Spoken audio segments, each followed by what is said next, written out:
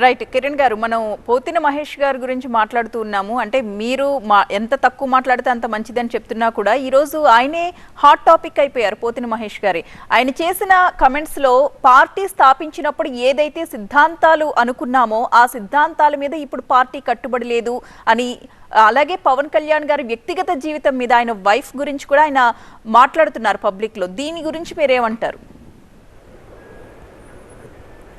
అది పోతిన మహేష్ గారి కామెంట్స్ కాదండి, అది తాడేపల్లి ప్యాలెస్ కామెంట్స్. అవి పోతిన మహేష్కి పేపర్ స్క్రిప్ట్ పంపించారండి వాళ్ళు మాట్లాడమని చెప్పి.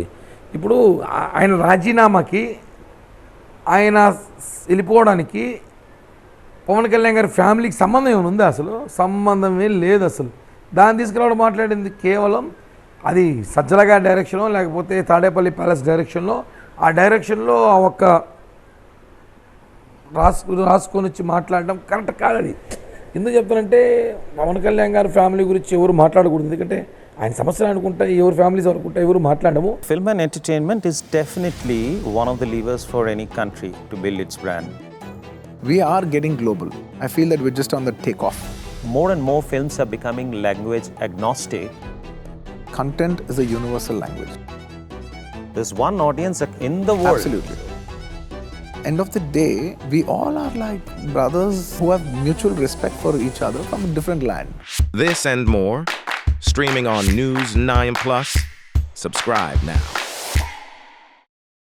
రాజకీయాలకు నీకు నచ్చలా, నువ్వు వెళ్ళిపో అంతే. కానీ దాని గురించి మళ్ళీ మాట్లాడడము, దాన్ని డిస్కస్ చేయడము, అంటే తాడేపల్లి ప్యాలెస్ నుంచి ముందే వెళ్ళిపోతున్నా సమాచారం, ముందే ప్యాకేజు, ముందే పదవి అన్నీ మాట్లాడుకున్నాడు. కాబట్టి వెళుతూ బురద జల్లి వెళ్ళాలి, ఎక్కువ చల్లాలి, బాగా తక్కువ కాదు బాగా చల్లాలి అనే ప్రయత్నంలో వెళ్ళాడు. వెంటనే అటాక్ టు జనసేన అటాక్ చేయడం స్టార్ట్ చేసింది, తగ్గాడు. అంటే అతను ఇంకా వెళ్ళేవాడు ముందుకి, నా దగ్గర ఏదో ఉన్నాయి అవన్నీ మాట్లాడేవన్నీ ఏమి లేదండి.